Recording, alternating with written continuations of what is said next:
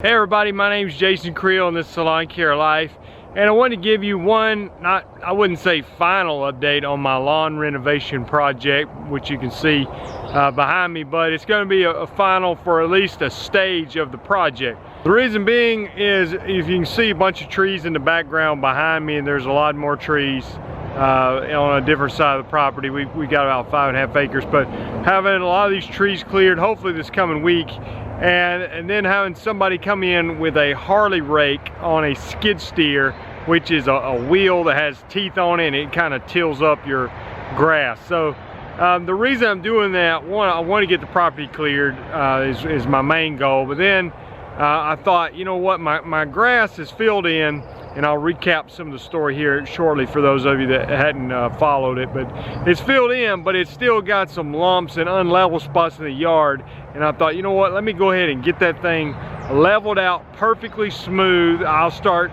growing bermuda grass probably from seed, and we'll sort of start all over. Now the sad part of that is I feel like the grass made a lot of progress. I'm going to show you a closer picture of the yard and tell you kind of what we did and how it's improved and how it could continue to improve. But like I said, I don't want a nice Bermuda yard that's got hills and lumps in it. I want a nice Bermuda yard that's perfectly flat, and I'm never going to have that unless I come in and put some dirt in there. And that was the other thing we talked about, was maybe bringing in dirt and kind of top dressing it, but I think I'm going to go with the Harley rake option instead. Hopefully I can get some video footage of them clearing the land and the Harley rake, stuff like that. But let me show the yard, the progress we made, and tell you what I did, and like I said, we'll start over growing some new grass soon.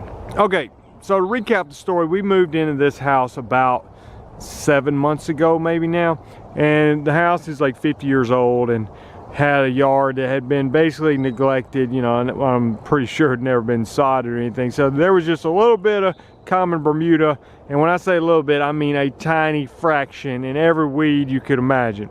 So I came in this winter, and I've been tracking this on some previous videos, and I'll try to put some links to those if you want to kind of follow it and see what the yard looked like several months ago. But I came in this winter with it just being a total jungle of every kind of grass and weed in here, and sprayed it with glyphosate and just tried to knock out as much as I could.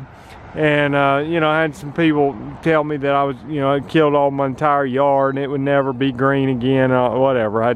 People make some ridiculous comments, but really what I was doing was trying to get as much of the weeds out of there as possible and leave the Bermuda. Now the problem was, like I said, I had very little Bermuda, and what I also didn't do is I did not apply a pre-emergent this spring, because I was trying to get the Bermuda grass that was there to spread as much as possible. I didn't want that pre-emergent hindering the Bermuda grass from spreading. So let me just show you now maybe some of my better patches of Bermuda.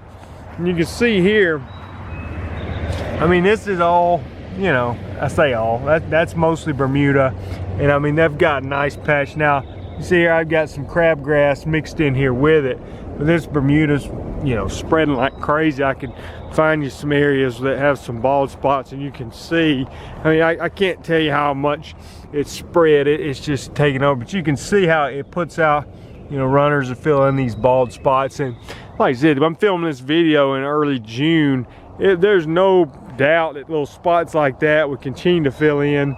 Now, I did apply a post-emergent and try to kill some of the crabgrass, but you know, a lot of this green that you're seeing, it's not all Bermuda.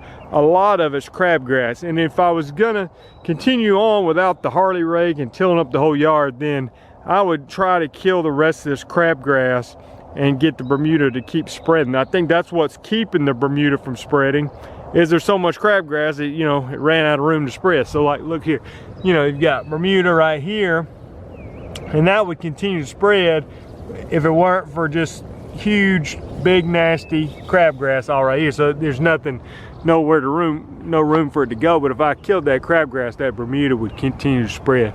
But like I said, we're starting all over. So, you know, we're gonna come in here and basically knock down all these trees that you see over there. It's gonna cost a small fortune, most likely, with a big excavator machine, and I can't burn them here, unfortunately, so I'm gonna have to probably pay somebody to haul off the trees, but it's gonna look a lot different. Over here on the other side of the driveway, I've got centipede, and it's doing pretty well. There's some, you know, a few weeds in there, but you can see this is, you know, pretty decent stand of centipede that I could go with. But again, I'll probably end up tilling the whole thing up and just starting all over with Bermuda. I'd like to just have one type of grass if possible.